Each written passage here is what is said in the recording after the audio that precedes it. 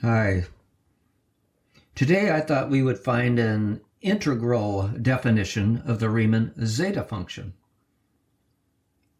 And for this, we're going to let the real part of s be greater than 1, where s is the parameter of the zeta function. Then for such s, we know that zeta of s equals the sum as n goes from 1 to infinity of 1 over n to the s. We also know gamma of s equals the integral from 0 to infinity of x to the s minus 1 e to the minus x dx. This is simply the integral definition of gamma. Now let's make a substitution. Let's let u equal x over n, where n is a natural number. Then du equals dx over n.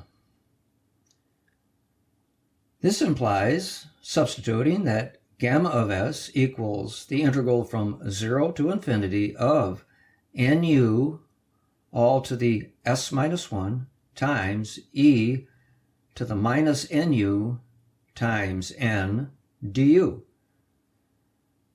And bringing an n to the s on the outside, this equals n to the s times the integral from 0 to infinity of u to the s minus 1 e to the minus nu du.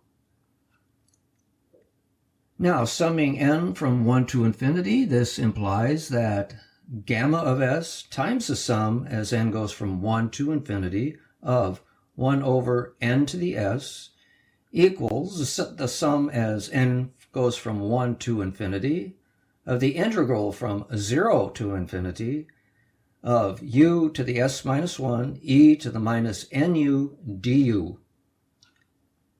Now, by employing the dominated convergence theorem that we all learn in real analysis, it's not too difficult to show that we can switch the order of summation and integration here on the right side of our equation.